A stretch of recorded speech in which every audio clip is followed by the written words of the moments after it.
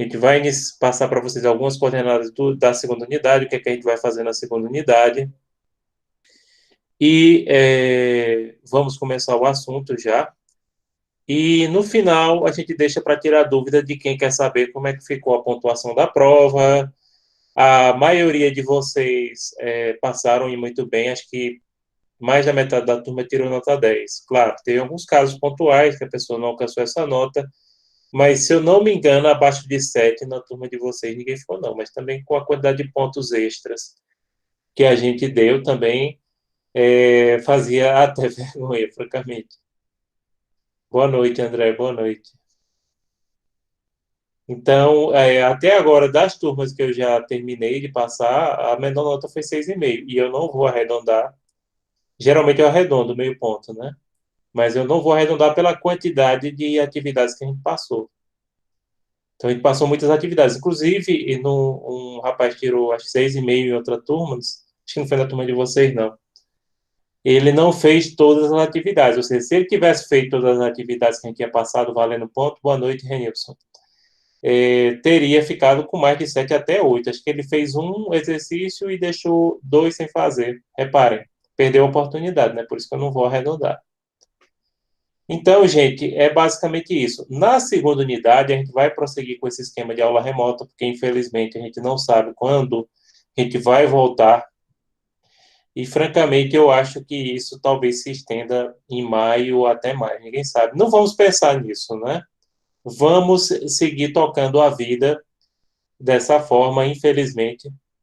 Mas, de todo jeito, a gente está aqui estudando. Eu sei que todos vocês têm se esforçado, todos vocês têm recebido uma carga enorme de atividade para fazer. A gente também, professor, a gente está se esforçando para isso, para tentar, de uma certa forma, até manter a saúde mental nesse período tão difícil, gente. O mais próximo que a gente teve na humanidade foi há 100 anos atrás, acho que vocês estão sabendo, na época da gripe espanhola. Então, na nossa perspectiva de pós-modernidade, nenhum cenário desse teria acontecido até então, né? Então, a gente não sabe exatamente como lidar com as coisas que estão ocorrendo nesse momento. Por outro lado, a gente tem uma perspectiva que a humanidade, ela hoje tem muitas ferramentas, né? E muitas vezes o que mais atrapalha é a falta de cooperação de certas pessoas. Inclusive, eu não sei se eu acho que alguns de vocês assistiram aquele webinário que a gente passou das lives de direito, falando sobre a questão da responsabilidade internacional da China. Responsabilidade internacional é assunto da segunda unidade. E aí eu fiz o seguinte, pessoal, eu fiz uma videoaula, não sei se algum de vocês já teve a oportunidade de assistir. Essa videoaula é justamente sobre a responsabilidade internacional da China por essa pandemia, discutindo se há, se não há responsabilidade internacional. Eu fiz uma coisa assim, pesquisei bastante, pesquisei na legislação internacional, pesquisei no Regulamento Sanitário Internacional, no projeto de Código de Responsabilidade Internacional da ONU, e tem um vídeo no YouTube de 37 minutos que eu postei e vou passar uma atividade para vocês para a segunda unidade. Inclusive, a gente já pode combinar a data de entrega. Eu poderia disponibilizar agora dia 15 e dar 15 dias para vocês responderem, até dia 1º, por exemplo. Vale um ponto. Pronto. Uma coisa assim que eu quero deixar claro para vocês agora nessa segunda unidade. Cada ponto da disciplina eu vou passar um exercício de fixação de 5 questões valendo meio ponto.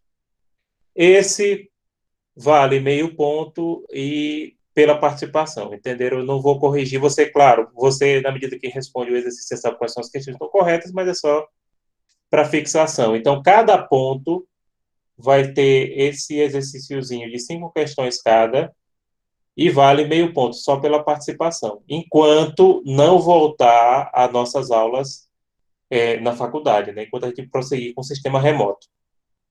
E aí, gente, de antemão, eu já vou disponibilizar para vocês antes das aulas. Hoje eu não pude fazer isso, porque estava somando notas, mas eu vou disponibilizar os slides das aulas. E aí vocês respondam, e eu vou dar, eu não sei, eu posso até combinar. Eu acho que uma semana fica um pouco carregado. Talvez cada ponto 15 dias, mais ou menos. Por exemplo, se eu passar hoje, daqui a 15 dias vocês têm que me preencher esse exercício de fixação. Depois a gente tranca o exercício, né? E valendo meio ponto cada exercício de fixação. Esse exercício da responsabilidade internacional da China, por sua vez, ele vale um ponto, vai ser o maior. Ele fica valendo um ponto extra para vocês, né? Então, esse exercício, aí ele vai ter 10 questões. A base dele é esse vídeo de 37 minutos, que eu faço uma videoaula, acho que ninguém de vocês assistiu, mas é um vídeo assim que eu procurei fundamentar bem, pesquisar direitinho, inclusive é a base de um artigo científico que eu vou começar a escrever sobre essa questão da responsabilidade internacional, porque eu recebi, inclusive de familiares, um vídeo falando que a China era culpada de tudo, um vídeo de 5 minutos, muito bem produzido, produzido por profissionais de comunicação. Mas, assim, uma coisa assim que vocês assistem e você me diz, olha, isso aqui é muito bem narrado, mas isso aqui não tem muito fundamento, não, porque a pessoa que escreveu isso aqui não pesquisou, só está enfatizando, só cita dados aleatórios, mas a pessoa realmente não discute nem a doutrina e não discute nem a legislação internacional sobre a temática. Basta ter esse filtro para você ver que aquele vídeo que está circulando aí de 5 minutos, não sei se é do Brasil Paralelo, alguma coisa do tipo. Enfim, pessoal, então é isso. Na segunda unidade, a gente vai passar esse exercício de fixação, a começar por esse do ponto 7, que a gente vai iniciar hoje. Cada exercício de fixação vale meio ponto, e eu notei, teve gente que não tirou 10. Como eu disse, a maior parte da turma tirou 10. E quem não tirou 10 foi principalmente quem não fez o exercício de fixação. Os exercícios de fixação, né? Às vezes a pessoa fez um, mas não fez todos. Então, façam todos. E aí, de antemão, a gente já pode combinar o seguinte: cada exercício de fixação, vocês têm 15 dias, a partir da data que eu dei aquela aula, para respondê-lo. Certo? 15 dias. Para não ficar assim uma semana, eu sei que vocês, todos os professores, estão passando atividades. Né? Todos os professores estão passando atividades. E foi recomendado que cada assunto que a gente desse para vocês, a gente passasse uma atividade também, né, para fixar. Então, fica combinado isso. E o exercício da China, da responsabilidade internacional da China, deixa de 15 a 1º de maio, né? Então, deixa de 15 a 1º de maio para vocês responderem. Tá certo? E para quem chegou agora, no final, hoje no final, aí quem quiser saber o detalhamento da nota, saber qual foi a pontuação, aí a gente informa, tá? Aí vocês perguntem. Eu não passei assim, eu não publiquei a listagem, eu fiz uma tabela com as atividades de você, mas eu não publiquei uma listagem para não gerar, às vezes, constrangimento, a pessoa não quer que divulgue. Apesar que, como eu disse, a imensa maioria da turma, acho que mais de 50% tiraram 10. Mas, às vezes, a pessoa não quer ver, e é um direito da pessoa, não quero ver minha nota divulgada para todos, o que eu fiz, o que eu não fiz, né? Então, eu prefiro não divulgar. E também, para mandar um e-mail para cada um, seria inviável. Só na turma de vocês a gente tem quase 50 alunos. Imagine nas outras, quando juntar 7 turmas que eu tenho, né? Então, não dá para mandar um e-mail de cada um, dizendo assim, olha, tua nota foi essa e essa. Tua nota foi essa e essa. Agora, a gente abre um espaço no final, para quem quiser, a gente atende todo mundo que quiser. Ah, professor, eu quero saber se foi computada a nota daquele trabalho. Aí, beleza, a gente olha e olha. Tá certo, pessoal? Fica combinado assim, né? Então, quem tiver perguntas sobre o detalhamento da sua nota, fica para o final. E agora, gente, eu vou começar a exposição do ponto 7. Esse ponto 7 a gente já vai disponibilizar os slides dele. Pronto. Hoje, quando eu terminar aqui, eu já disponibilizo os slides desse ponto. Quando eu colocar a gravação da aula no YouTube. Aí eu já disponibilizo os slides, e os slides têm a bibliografia, e junta o exercício. Aí depois vem o exercício de fixação. Então vamos lá.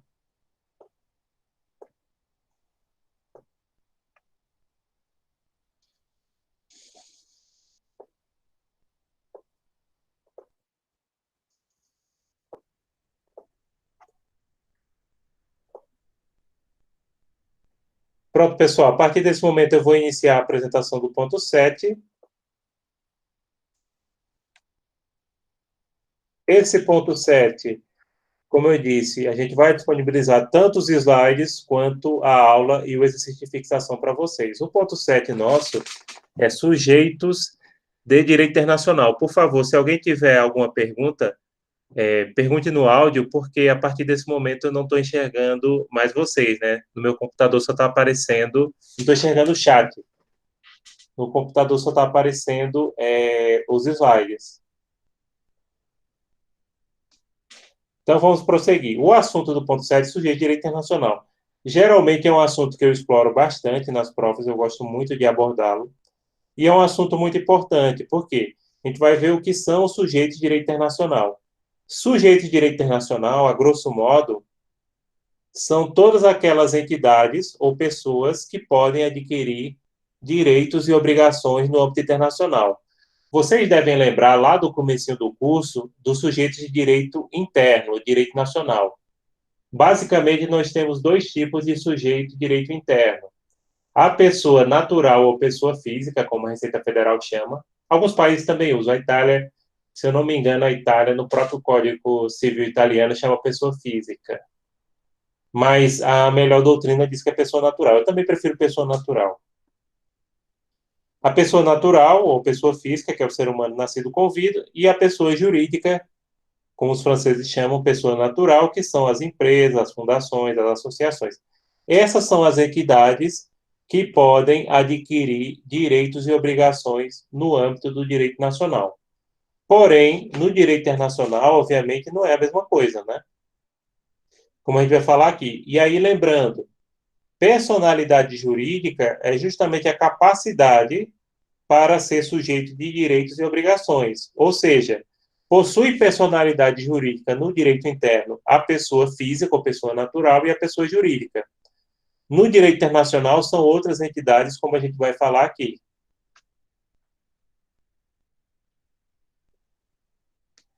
Existe uma posição majoritária do sujeito de direito internacional, dos que são, né? Essa posição majoritária, pessoal, é de nível internacional, tá?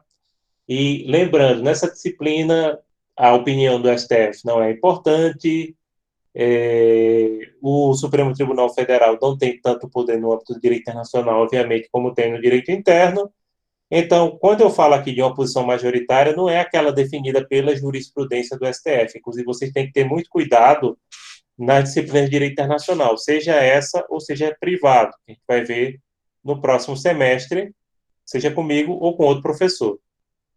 Bem, a posição majoritária é aquela definida tanto pelos tribunais internacionais quanto pela doutrina no âmbito internacional.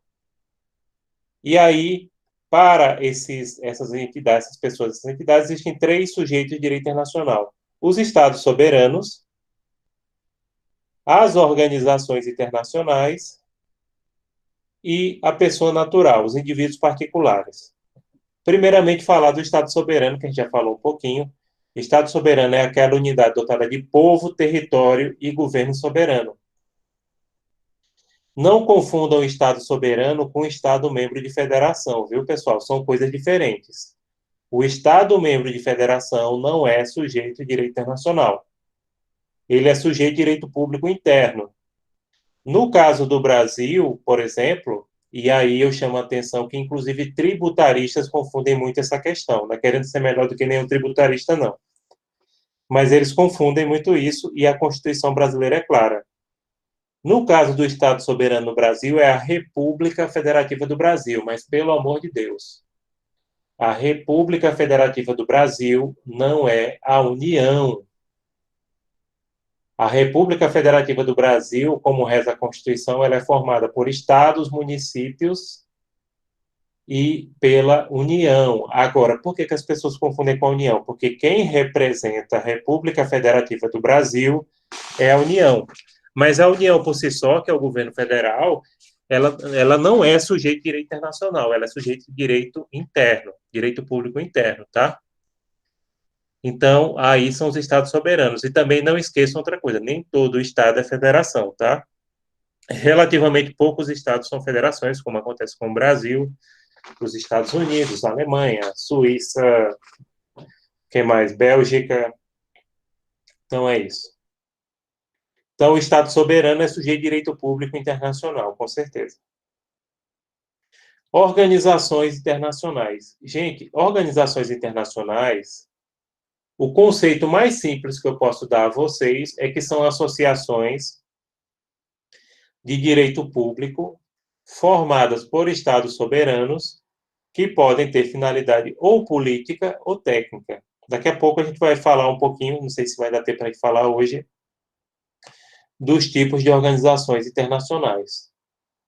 Então, primeiramente, são associações e outras são formadas por estados soberanos. Muito cuidado para não confundirem organizações internacionais com ONGs. ONGs são, como o próprio nome diz, organizações não governamentais. ONGs não são formadas por estados soberanos. ONGs são formadas ou por pessoas ou por empresas. Geralmente, a maioria das ONGs são formadas por pessoas ou empresas.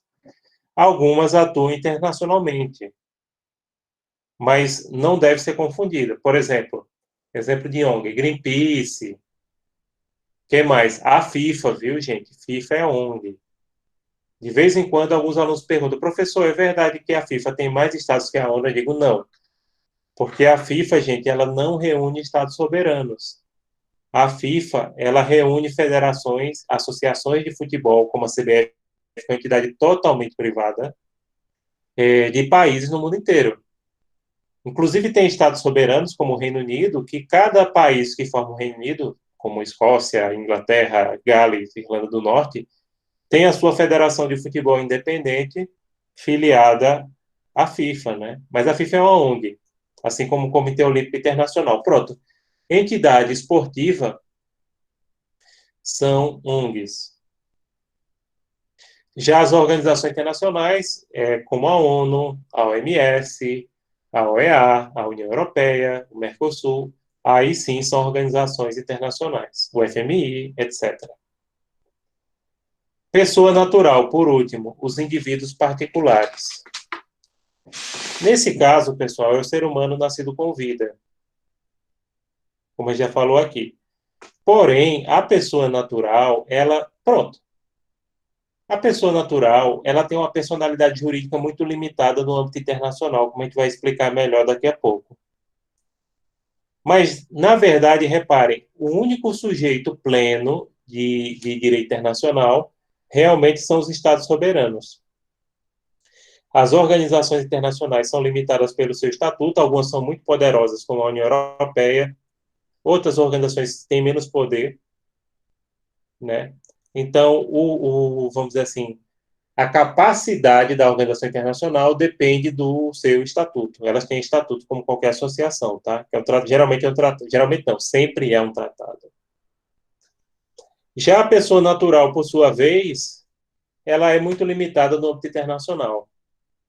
A posição majoritária considera que, de fato, a pessoa natural é sujeito de direito internacional, porém, muitos autores importantes dizem que a personalidade da pessoa natural é tão limitada que ela não chega a ser um sujeito de direito. Por exemplo, duas coisas. A hora que vocês quiserem perguntar, perguntem no áudio, e podem interromper a qualquer momento, tá? Mas perguntem no áudio porque eu não estou vendo o chat, eu só estou vendo os slides aqui na minha frente. Pronto, a pessoa natural, gente, ela não tem direito de ir e vir no âmbito internacional. E aí, no âmbito internacional, o único país. Professor, Oi, pode perguntar. Lani pediu para avisar que ela não está conseguindo acessar a aula do senhor, está dando um erro. Tudo bem, diga para ela depois fazer o exercício de fixação, viu? Que aí depois eu vou disponibilizar essa aula e vou deixar lá o exercício de fixação. Então, quem não pôde participar, compensa a eventual falta também fazendo exercício de fixação, porque aí eu sei que a pessoa olhou a aula, olhou os slides que vão ser disponibilizados, entendeu? Tá ok, obrigado, professor. Nada. Sim, gente, aí voltando aqui, eu estava falando de pessoa natural, né? Reparem, o único país obrigado a receber a pessoa é o seu país de origem. Visto, como a gente vai estudar nessa unidade, não gera direito adquirido. Eu tenho um visto aqui para os Estados Unidos de 10 anos, vai vencer ano que vem. Eu tirei em 2011. E esse visto, mesmo sendo válido, foi emitido corretamente. Eu fui tirar no consulado lá em Recife, né? Mesmo ele sendo válido, por exemplo, se eu chegar lá nos Estados Unidos, pode ser negada a minha entrada e não precisa nem fundamentar, porque a legislação americana é ato discricionário, a legislação americana não exige que fundamente, né? No caso do Brasil, precisa fundamentar, sim, mas no caso da legislação americana, se um visto for negado, precisa fundamentar. Pronto, primeiro aspecto. Segundo aspecto de limitação da pessoa natural. Uma pessoa natural, ela só pode processar um Estado soberano no Tribunal Internacional se o Estado soberano aceita expressamente a jurisdição desse tribunal. Se ele não aceitar a jurisdição desse tribunal, não se aceita, tá? Por exemplo, eu posso processar o Brasil no sistema interamericano porque o Brasil aceita a jurisdição da Corte Interamericana. Primeiro procura a Comissão Interamericana, depois a Corte.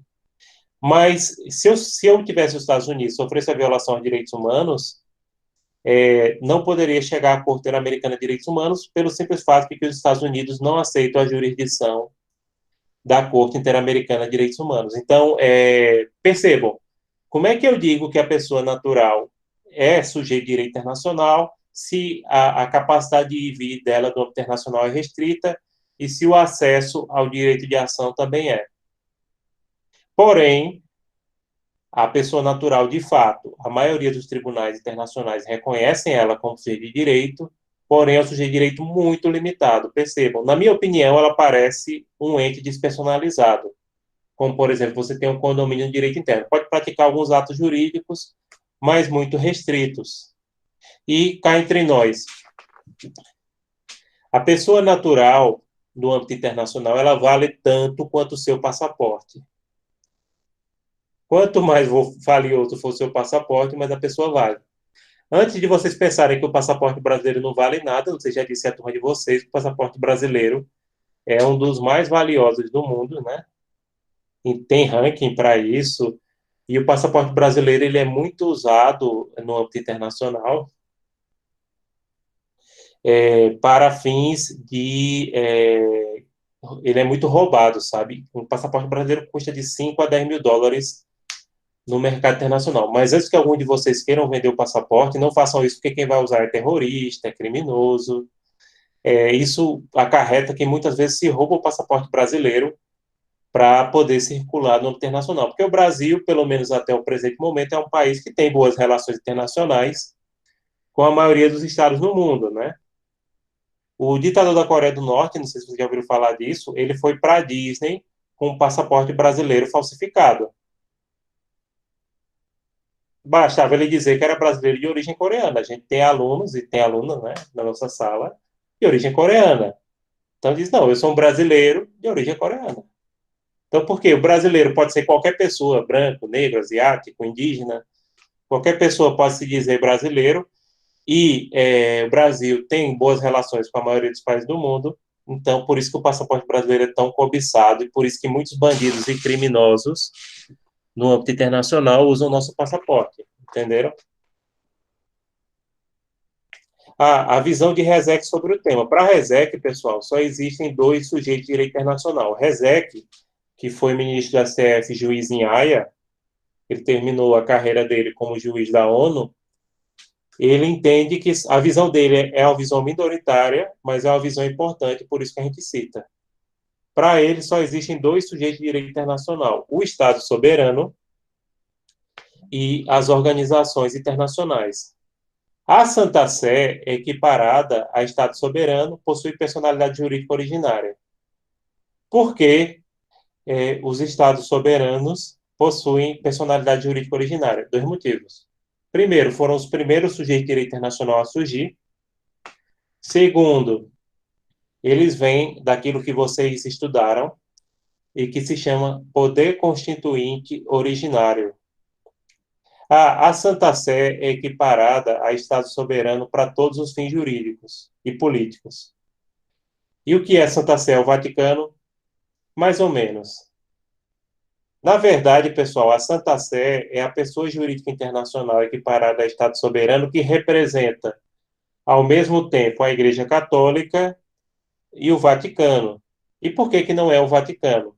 É porque a Santa Sé existe desde a Idade Média. O Vaticano só existe desde 1929. Então, a Santa Sé é muito mais antiga, bote 1000 anos aí a mais do que o Vaticano. E a Santa Sé, pessoal, ela já teve a soberania de vários territórios. Atualmente, ela tem a soberania praticamente simbólica do Vaticano, é uma praça grande. Não sei se algum de vocês já teve a oportunidade de ver lá, mas com certeza já assistiram na televisão. O Vaticano, a Santa Sé já teve a soberania de vários territórios, todo o centro da Itália. Já teve territórios na França, como Avignon, e já teve também territórios, acho que Chipre e Malta. A Santa Sé já teve sua soberania. Atualmente só tem o Vaticano, né?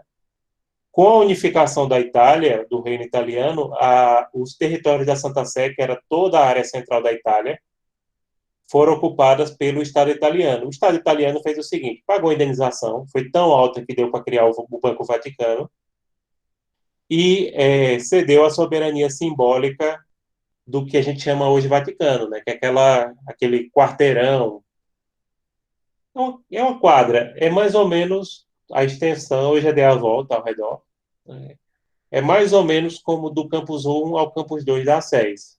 Claro, formando assim o quadrado, mais ou menos nesse âmbito, entenderam? É como se fosse um bairro, ou como na minha cidade chamam, a quadra. Né? Dá ali seu meio quilômetro quadrado, mais ou menos. Eu dei a volta todinha, só para dizer assim, eu já dei a volta todinha no país. Né? Mas voltando aqui, né? E sim, as organizações internacionais, como a ONU, a OIT, que é a Organização Internacional do Trabalho, a OEA, que é a Organização dos Estados Americanos, a FAO, que é a Organização para a Agricultura e Alimentação, que eu já participei do projeto deles, né? Possuem personalidade jurídica derivada. Por que derivada? Porque a personalidade jurídica das organizações deriva dos estados que as criaram. E pronto, pessoal, para a RESEC e esses autores minoritários, mas como eu disse, é uma minoria importante e respeitável, acha que só existem esses dois sujeitos, que a pessoa natural fica de fora. Então, para a RESEC, empresas e indivíduos particulares não possuem personalidade jurídica internacional. Em relação a indivíduos, eu já falei para vocês por quê, né? Porque na visão dele, a personalidade jurídica do indivíduo internacional é muito restrita. Não chega a ser uma personalidade jurídica. Agora, em relação a empresas, a maioria dos autores realmente eles concordam que empresas não possuem personalidade jurídica internacional. Por quê? Porque, primeiro, não existe um registro mundial de empresas. Vocês já notaram que toda empresa que a gente vê, ela tem sempre assim. Pronto, deixa eu pegar aqui uma coisa rapidinho.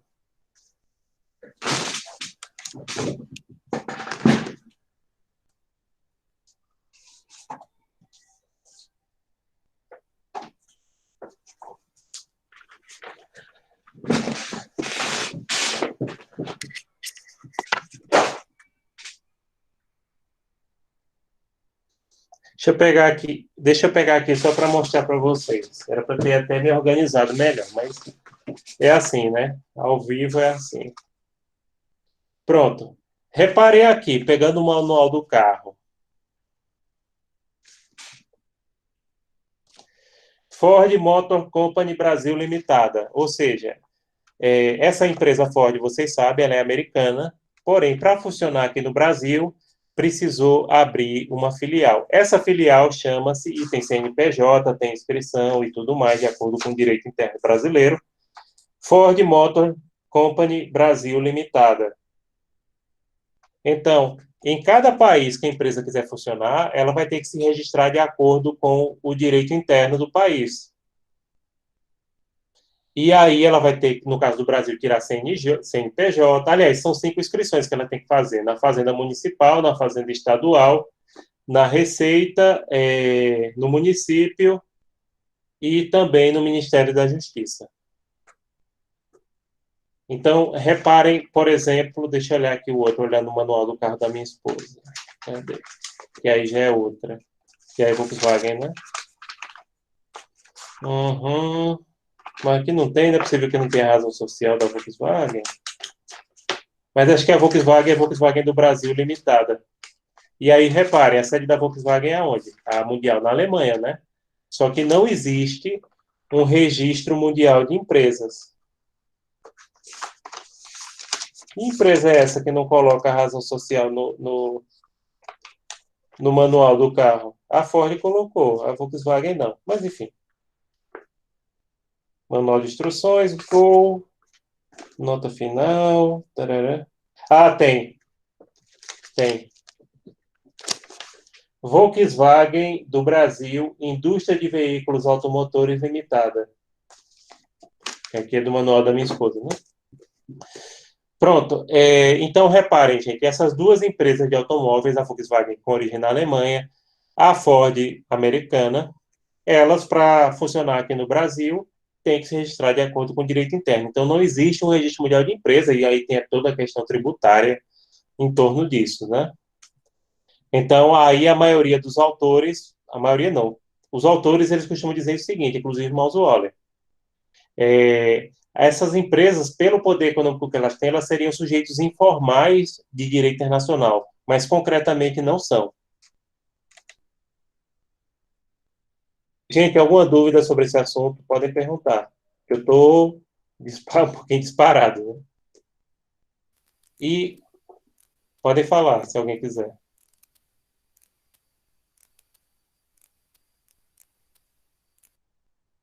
Não? Então, tudo bem, vamos prosseguir. Porque lembrando que eu não estou enxergando o chat, né? Bem, pessoal, então, autores focados nos direitos humanos defendem que os indivíduos particulares também são sujeitos de direito internacional. Então, é principalmente devido à questão da proteção aos direitos humanos que se considera que esses indivíduos particulares seriam sujeitos de direito internacional. De fato, vocês reparem que os grandes tratados, como, por exemplo, o Pacto da Costa Rica, coloca essa questão da personalidade jurídica internacional da pessoa. Porém, é uma personalidade muito limitada, extremamente limitada. A Cruz Vermelha foi a primeira organização internacional no século XIX com natureza técnica e humanitária. A Cruz Vermelha, pessoal, que inclusive, eu não sei se eu coloquei isso, foi na prova de vocês ou foi de outra turma que eu coloquei a questão da Cruz Vermelha. Mas, assim, só falando rapidinho, a Cruz Vermelha, apesar do nome, não tem finalidade religiosa, muito pelo contrário, né? É uma entidade de natureza é, é uma entidade de natureza neutra e, apesar do nome, tem nada a ver com religião. Inclusive, em país muçulmano, chama Crescente Vermelho. Ela foi criada no século XIX por um suíço chamado Henri Dunant, que, aliás, foi a primeira pessoa a receber o Nobel da Paz. Esse suíço, ele assistiu à Batalha de Solferino, que foi entre França e Itália contra o Império Austro-Húngaro, e nessa batalha ficou aproximadamente 20 mil mortos e feridos em cerca de 8 horas. Henri Dunant, esse suíço, ele ficou horrorizado porque cada exército mal cuidava dos seus feridos. Aí, o que, que ele fez? Ele pagou as agricultoras italianas para ajudar a socorrer soldados de qualquer lugar, mesmo que estivessem lutando contra a Itália. Gente, se alguém estiver perguntando alguma coisa, pergunte no áudio, porque eu não estou vendo o chat. Eu só escuto o barulho do chat, mas não dá para ir agora interromper, tá? Professor, pode continuar a aula normalmente. Quando aparecer alguma pergunta, eu ou outra pessoa com áudio, a gente repassa. Pronto, Renilson, obrigado, viu? Porque às vezes eu sei também que vocês ficam comentando entre si, né, no chat. Eu não acho isso ruim, inclusive os professores fazem isso também nas reuniões, viu? Às vezes, por exemplo, a coordenação está falando e a gente diz, olha, a gente fica passando no chat, é porque faz o barulhinho aqui no ouvido, né? Mas tudo bem, podem ficar falando entre si. Então, gente, a Cruz Vermelha, como eu disse, foi criada após essa Batalha de Solferino por esse suíço chamado Henri Dunant, que presenciou essa batalha, e ele se atentou pela necessidade de se criar uma entidade que socorresse qualquer ferido em guerra, inclusive depois a Cruz Vermelha ficou trabalhando também não só durante guerras, mas em qualquer catástrofe natural, e ajudando pessoas de qualquer nacionalidade e até sem nacionalidade. A Cruz Vermelha foi uma das primeiras entidades a trabalhar com os chamados apátridas, que são aquelas pessoas que não têm nacionalidade. A Cruz Vermelha, pessoal, alguns autores, o próprio Mazzoli diz que ela é mais uma ONG do que uma organização internacional.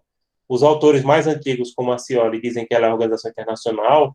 E, afinal, qual seria a posição correta? No meu entender, a posição é que a Cruz Vermelha é uma organização internacional. Por quê? Porque ela é criada por tratado. ONGs, nenhuma é criada por tratado. Agora, é claro, ela tem características de ONG. Quais são as características de ONG? Ela é dirigida por pessoas naturais, não pelos estados, e ela se sustenta principalmente através de doações. Então, nesse sentido, ela é próxima de ONG. Mas, por outro lado, como ela é criada por estado, por tratado, e nesse tratado os estados reconhecem a personalidade jurídica dela, então eu entendo que ela é uma organização internacional. Agora, é claro, como ela é uma entidade que foi criada em 1864, repare, ela tem características de ONGs e tem características de organizações internacionais. Charles Rousseau, que não é o filósofo, né, o filósofo era Jean-Jacques, Charles Rousseau é um autor francês do século passado, ele tem uma classificação diferente para sujeito de direito internacional. Para ele, existem 4 tipos. Primeiro, as coletividades estatais, que seriam os estados soberanos. Segundo, as coletividades interestatais, as organizações internacionais, repare, porque são formadas por estados, né? Organização internacional nunca é formada por pessoas. Coletividades não estatais, que são os movimentos de libertação nacional. Agora, a maioria dos autores não reconhece, viu? Ou coloca numa categoria especial, como acontece com o Mazzoli, né? Como, por exemplo, beligerantes, esse tipo de coisa. Por que é que a maioria dos autores não reconhece como sujeito internacional esse tipo de entidade? Porque muitos desses movimentos de libertação nacional, inclusive, usam terrorismo, como, por exemplo, a antiga OLP, a Organização para a Libertação da Palestina, o IRA, não sei se vocês já ouviram falar do IRA, que é o Exército Republicano Irlandês. O IRA, pessoal, até os anos 90, houve atentados no Reino Unido e na Irlanda, e havia uma situação de guerra civil, que, aliás, esse era um dos principais motivos da polêmica do Brexit. Porque um dos acordos para o IRA deixar a luta armada é que não houvesse mais controle de fronteiras entre a República da Irlanda e a Irlanda do Norte. Beleza.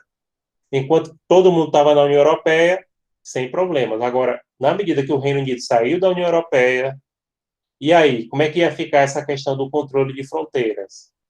Agora, pelo acordo que foi feito, vai haver uma questão gradual, a princípio não vai haver controle, e depois, gradualmente, eles vão retomando o controle. Mas eu acho ali uma situação muito difícil, como até os anos 90, gente, houve situação de guerra civil.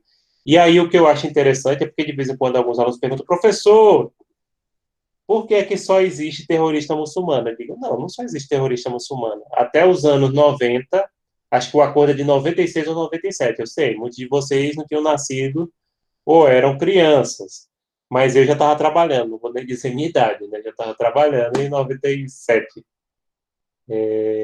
E houve esse acordo e pôs fim à Guerra Civil.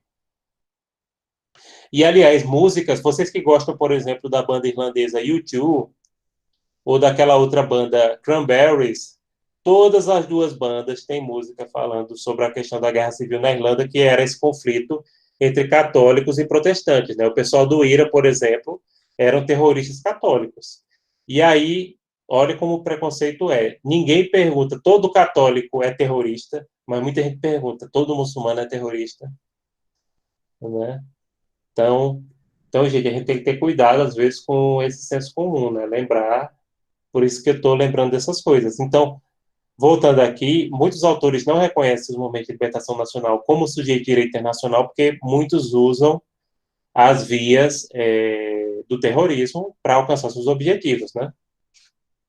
O IRA, que eu estava falando, a OLP. Ah, o movimento basco. Ah, pronto.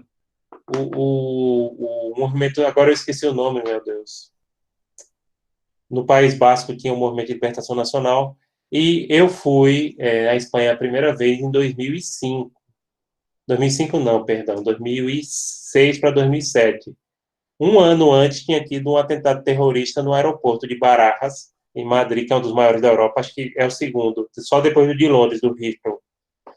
E tinha tido um atentado terrorista. Inclusive, o pessoal falava, professores, como o nosso professor Raimundo diz, olha, cuidado lá, estação de trem, aliás, o aeroporto é muito sujeito a ter atentado terrorista é o ETA. Lembrei o nome do movimento terrorista de libertação nacional. Também já está pacificado, né? Mas então, imagine isso, acho que foi em 2005, eu fui de 2006 para 2007 em Espanha, a primeira vez. Foi em 2005 para 2006, assim, no final do ano, comecinho do ano, sabe?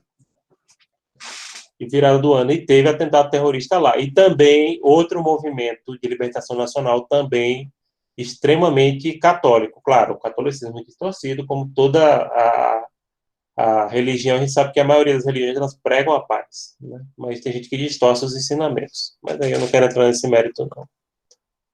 E por último, pessoal, o caso dos indivíduos, da pessoa natural, quando a pessoa tem essa possibilidade de denunciar o Estado e organizações internacionais.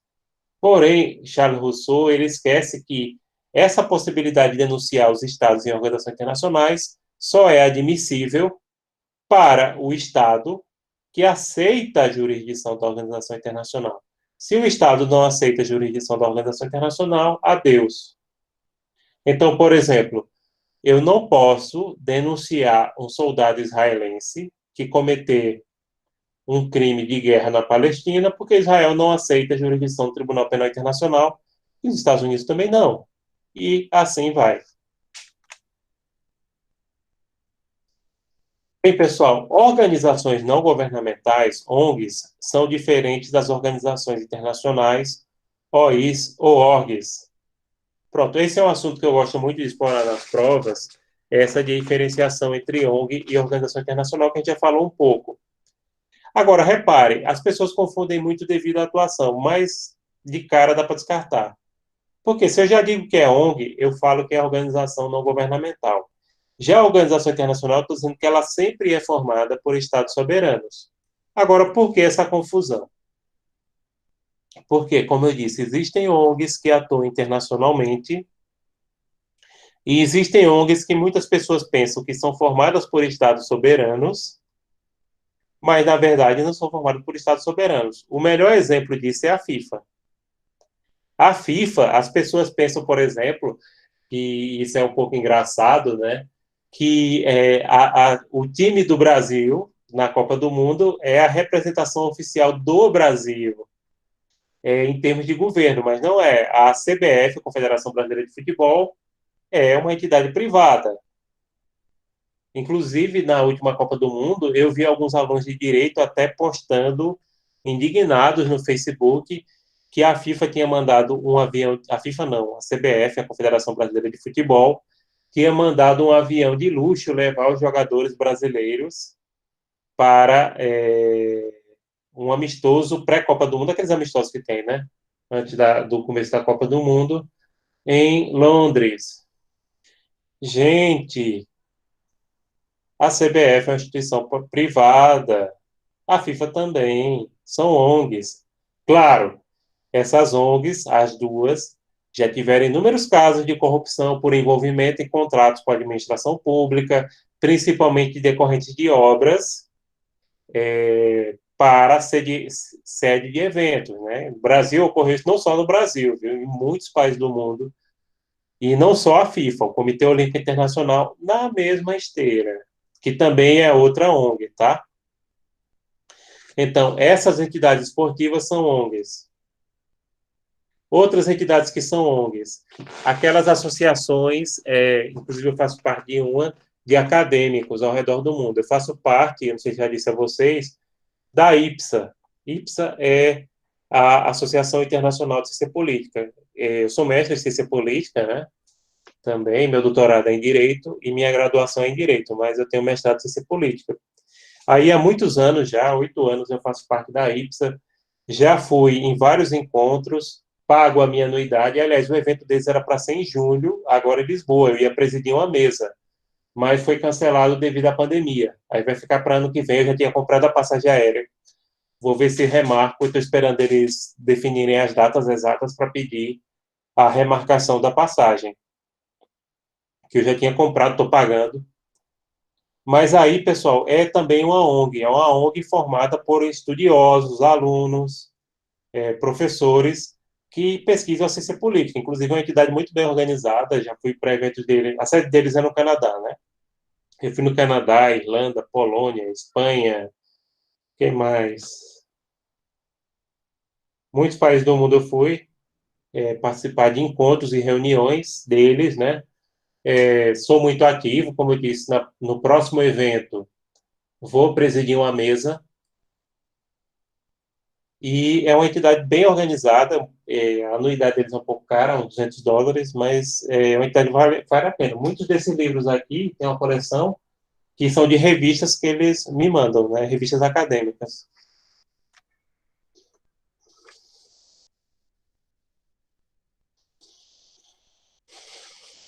Sim, essas ONGs, ainda que atuem internacionalmente, como acontece com a FIFA, como acontece com o Greenpeace, como acontece com a IPSA, elas não possuem personalidade jurídica internacional, são regidas pelo direito interno de algum país, embora algumas organizações internacionais as admitam como membro observador, por exemplo, mas sem direito a voto. Na ONU, tem algumas entidades ligadas a direitos humanos, ou até a questão comercial, que tem a Câmara de Comércio Internacional, que seria uma associação comercial internacional muito famosa. Quem gosta de direito comercial internacional sabe do que eu estou falando. Ela cria aquelas cláusulas incoterms, e ela é membro observadora da ONU, né, por ser uma entidade focada no comércio internacional, e muito importante, e atua, inclusive, aqui no Brasil. Ela trabalha muito com mediação e arbitragem também, né? Promove cursos e tudo mais. Mas é ONG. O poder de celebrar tratados das organizações internacionais está disciplinado pelas convenções de Viena sobre direitos tratados entre Estados e organizações internacionais ou entre organizações internacionais de 1986. Basicamente, esse tratado, pessoal, que regula o poder de celebrar tratados das organizações, ele diz o seguinte: é, uma organização internacional só tem poder de celebrar tratados se o seu estatuto autorizar. Porque o poder da organização internacional sempre é limitado pelo seu estatuto. Então, ela só tem poder, e o poder negocial dela é limitado pelo que define o seu estatuto, que é a sua Constituição, né? Na União Europeia, acho que vocês lembram, na prova do Tratado de Lisboa. É ele quem define todos os poderes da entidade. Característica das organizações internacionais. Eu sou um estudioso das organizações internacionais, a gente tem inclusive grupo de extensão, que é o Projeto SOI, focado em organizações internacionais, e vamos ver um pouquinho das características dela, né? São interestatais, criadas por Estados soberanos. Então, sempre a organização internacional é formada por Estados soberanos. A União Europeia é formada por Estados europeus, né, atualmente 27. O Mercosul, formado por Estados aqui da América do Sul. Inclusive, no Mercosul tem dois tipos de Estados, né, os Estados associados e os membros plenos. Então, por exemplo, membro pleno seria o Brasil, o Paraguai, o Uruguai e a Argentina. A sede do Mercosul fica em Montevidéu, no Uruguai. A Venezuela é membro pleno, mas está suspensa. Aí você tem estados associados, que têm menos prerrogativas, como o Chile, a Bolívia, né? Mas são associados ao Mercosul. são criadas por tratados multilaterais que as constituem e estabelecem suas regras e competências. Pronto, uma coisa que eu gosto de colocar nas provas, e já posso até combinar para colocar nas provas de vocês, eu coloco uma entidade na prova e vocês vão me dizer se aquela entidade ela é uma organização internacional ou se ela é uma ONG ou, de repente, se é até uma empresa. Bem, uma das melhores formas de a gente distinguir uma organização internacional é porque a organização internacional, gente, ela sempre vai ter um tratado. Se menciona um tratado na prova, já fiquem sabendo, é sim uma organização internacional. Não tem para onde correr. Decorrem da Associação Livre de Estados. Ou seja, nenhum Estado é obrigado a ingressar na organização internacional e muito menos a permanecer.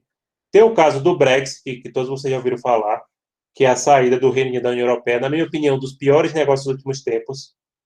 Se o Reino Unido pudesse dizer o seguinte, olha, deixa o dito pelo não dito, porque deu dor de cabeça, derrubou 2 ministros e perigou a derrubar o terceiro, Boris Johnson, que graças a Deus saiu agora da pandemia do coronavírus. Não que eu seja fã dele, mas ninguém merece, né, morrer no meio de uma pandemia. Mas ele conseguiu fazer o Brexit, né, como ele tinha prometido, mas ele quase perigou cair também, e o Reino Unido acabou saindo da União Europeia devido a questões, principalmente internas. Houve uma problemática lá da questão, inclusive de fake news, para não dizer que só o Brasil, a política é afetada através do WhatsApp, de redes sociais. Aliás, francamente, gente, na minha opinião, a pior rede social é o WhatsApp. A quantidade de informação ruim que a gente recebe no WhatsApp. Eu demorei. Pronto, eu só abri o WhatsApp agora, nessa pandemia, justamente para os colegas e os alunos também. A gente sabe que, vocês sabem que os representantes, eles têm acesso a gente num grupo de WhatsApp, aos professores. A gente fica lá, à disposição, mas antes eu nem tinha, porque eu já via a confusão que dava de família. Minha esposa tinha WhatsApp, meus irmãos. E você recebe aquelas correntes, e de tio, e de tia, e recebe fake news, e recebe coisa absurda, né? E eu acho que vocês também enfrentam nesse sentido, vocês veem isso, né? Mas, enfim, no caso do Brexit, se questionava muito o uso do sistema de saúde inglês, principalmente as pessoas mais velhas. Isso acabou tendo um impacto grande, porque o NHS é um sistema de saúde britânico. Ele é a inspiração do SUS. Ele é o SUS, só que de boa qualidade, né? Não estou desvalorizando o SUS é muito importante. Ele aumentou a expectativa de vida aqui no Brasil em muitos anos. Se você comparar antes do SUS e depois, a mortalidade infantil e a expectativa de vida no Brasil bombou. Hoje a gente está mais próximo de país de primeiro mundo do que antes da Constituição de 88, que a gente estava com os indicadores sociais nessa área muito próximos, por exemplo, da país como a África. Então, ele melhorou bastante. Mas sim, voltando aqui no caso do Reino Unido, né? No Reino Unido, pessoal, houve um apelo muito grande em relação aos eleitores, somente as pessoas mais idosas, de que o Reino Unido na União Europeia saturava o sistema de saúde britânico, que nacionais dos países da União Europeia que iam para lá só para se tratar no sistema de saúde inglês, que era melhor do que do país dele. Então, isso no eleitor idoso, isso tem um impacto muito grande. Por outro lado, a juventude inglesa votou em massa pela permanência da União Europeia. Por quê? Pelo acesso a bolsas de estudo, que a União Europeia tem bolsas de estudo muito generosas. Aliás, bolsa de estudo aqui no Brasil é uma coisa em extinção, e a gente não tem bolsa, a gente tem pochete. Um aluno doutorado recebe R$ 2.200 quando ele consegue pegar uma bolsa. Eu não consegui. Eu nunca recebi nem bolsa de mestrado nem doutorado. No doutorado agora, que eu terminei, né, eu passei em primeiro lugar, mas como disseram, não, você trabalha, você não vai receber. Beleza. Graças a Deus, não precisei, né? Mas, e 1.500 para mestrado. Então, na União Europeia, a pior bolsa que tem é 1.000 euros, a pior. Inclusive, na Espanha, se algum de vocês já fez o intercâmbio, quando ele diz que aquele estudante, com perdão de uma palavra, lascado, é o 1.000 eurista, ou seja, aquele que só tem os 1.000 euros de bolsa.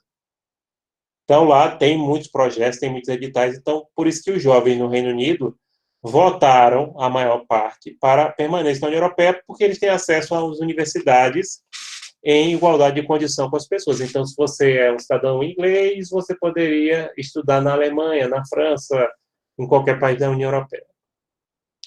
Em igualdade de condição com o nacional, né? Então, gente, porém, é aquela coisa, né? Como o princípio da livre associação também, para se deixar também é livre. Então, fizeram o plebiscito no Reino Unido e denunciaram o artigo 50 do Tratado de Lisboa para poder sair. Então, decorre da Associação Livre de Estados, e o Estado ele tanto pode entrar quanto sair livremente. Agora, é claro, pode exigir prazo de aviso, no caso da União Europeia são 2 anos, mas a maioria é 1 ano só, e você tem que pagar os benefícios que você eventualmente recebeu. No caso do Reino Unido, eu acho que foi uns 40 bilhões de euros.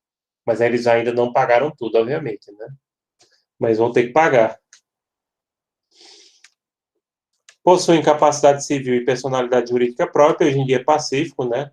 As organizações internacionais são sujeitos de direito internacional, como os Estados. Elas têm órgãos permanentes distintos e independentes de seus membros. Cada organização internacional geralmente tem a sua sede. Por exemplo, a do Mercosul, a sede é em Montevidéu, fica ali na Avenida Beira Rio, chamado Rambla.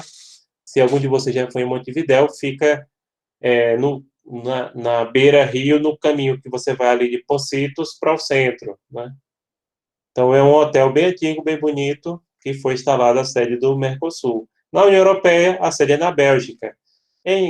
Da ONU, por sua vez, a principal sede da ONU é o Quartel-General de Nova York, que foi projetado pelo brasileiro Oscar Niemeyer, e por isso parece muito os edifícios de Brasília.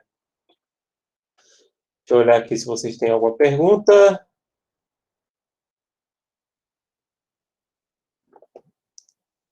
Pronto.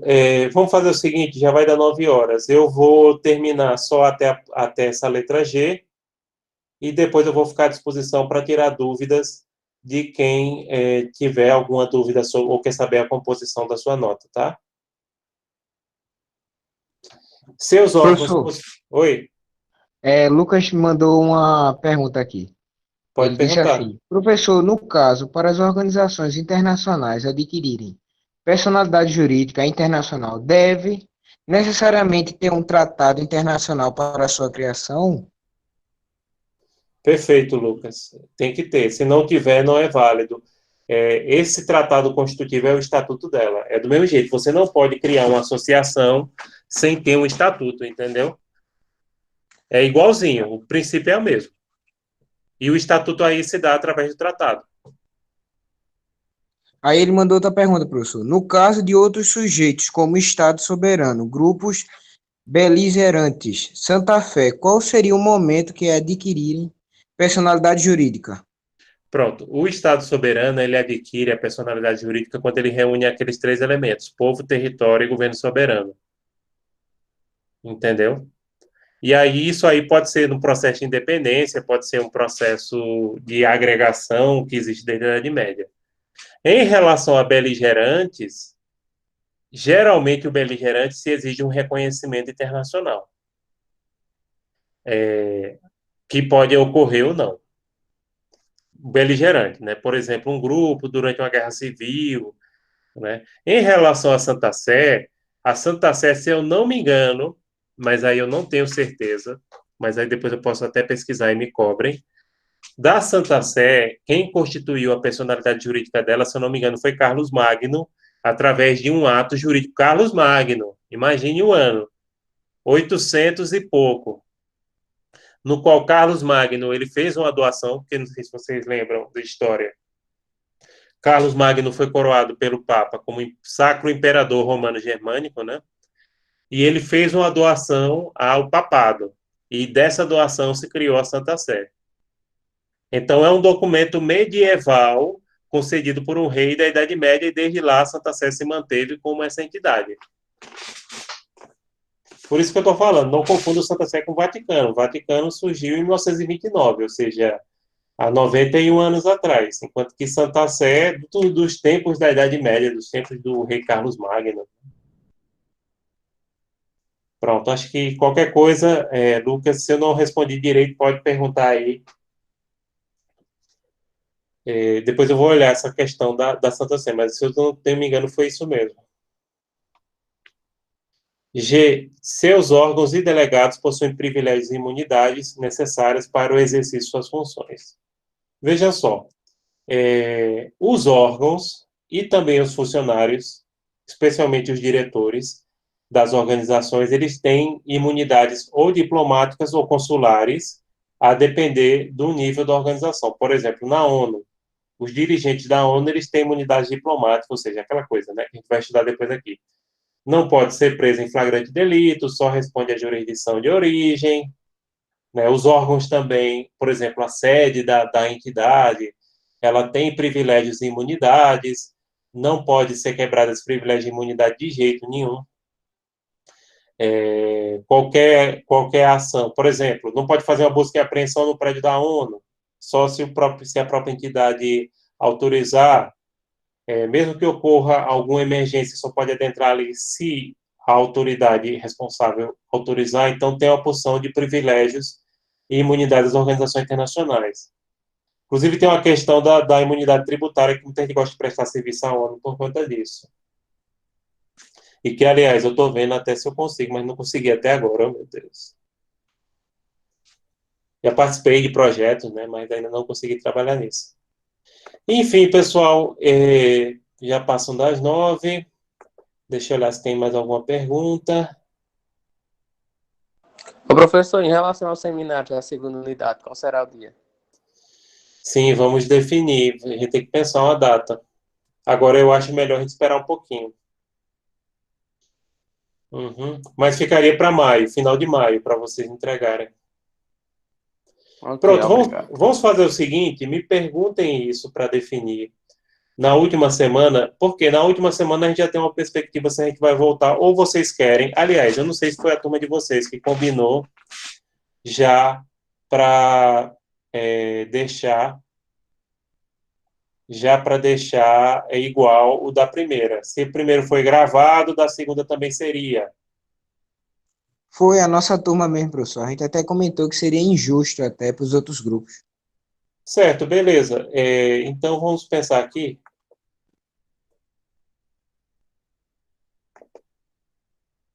Ou a gente poderia. Professor, com relação a uma data fixa para esses trabalhos, a gente pode definir para quando for início da semana de maio, dia 4 a gente decide. Até lá o senhor pode continuar com as aulas do É, jeito que está passando as atividades com prazo de 15 dias.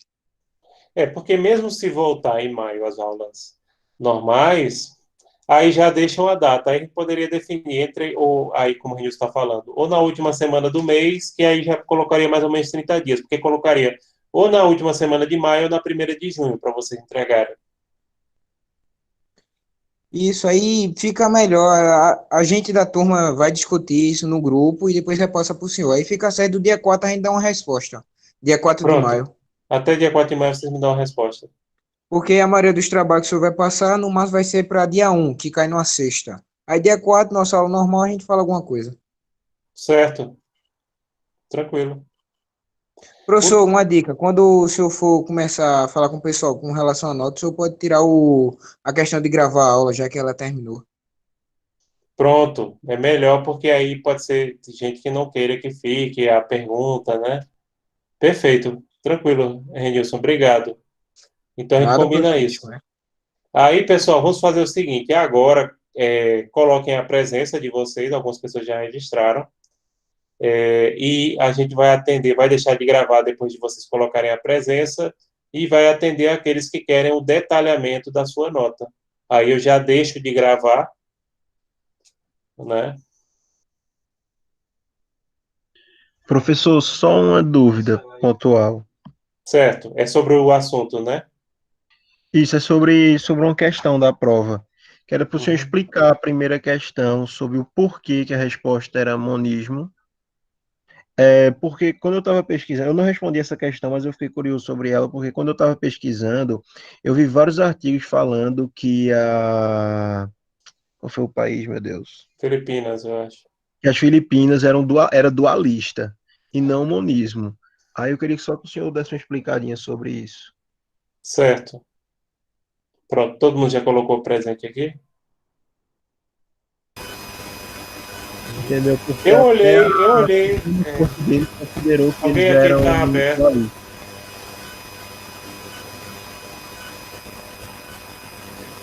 Pronto, coloquem a presença aqui pra gente e aí depois eu respondo.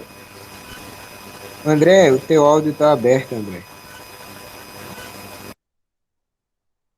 Pronto, em relação ao monismo das Filipinas, a gente considerou o que foi trazido, a gente considerou o que foi trazido pela prova, né? Porque na prova dizia que o ordenamento jurídico, deixa eu dar uma olhada aqui se eu pegar essa prova.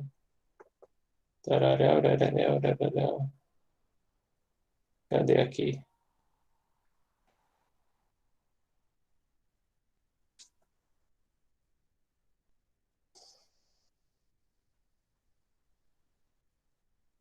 Pronto. Aqui a gente pediu para analisar o texto, né? E esse texto aqui, ele colocou o seguinte: as Filipinas renunciam à guerra como instrumento de política nacional, adotam os princípios geralmente aceitos do direito internacional como parte do direito nacional, do direito da terra, no inglês original, e aderem à política de paz, igualdade, justiça, liberdade, cooperação e amizade com todas as nações. Então, a gente considerou nesse trecho aqui especificamente, porque diz que o direito nacional integra o direito nacional. Eu recebi de um aluno, não sei se foi Lucas, eu recebi um artigo falando sobre essa questão do dualismo. Um era uma decisão da Suprema Corte, que, na minha opinião, não informava que era dualismo, e não informava. A outra dizia que era dualista, mas eu não achei que era uma fonte de boa qualidade. Outra coisa, na Constituição das Filipinas não exige incorporação. Pode ser que as Filipinas seja numa legislação interna, e realmente eu não tive tempo de pesquisar na legislação interna das Filipinas. Agora, naquela decisão que foi enviada para mim, não tinha nada de dualismo ali, não. Né? Na decisão que foi enviada, que eu li, uma decisão da Suprema Corte, e tinha um site, mas não era de boa qualidade. Tá? Então, ficou valendo, e como eu pedi para analisar, teoria da incorporação, eu nem lembro se eles estavam falando isso aí, certo, mas não menciona expressamente, enfim. E também eu olhei, dentro da Constituição, olhei inclusive em relação aos poderes legislativos, olhei em relação ao poder, ao papel do poder executivo, e não vi na Constituição incorporação. E o site que foi mandado, que esse sim dizia que era claramente dualista, esse site não era de boa, não era fonte confiável. Não era. Então eu considerei a análise da questão, porque eu pedi para analisar a questão, tá? Aí foi nesse sentido. Aí agora, pessoal, certo? Não, eu estou entendendo, Lucas, estou entendendo. É mais a título de debate mesmo, professor, porque, tipo, pela questão, quando você lê, fica evidente que é monismo. É, Mas, como a gente estava pesquisando e viu esse negócio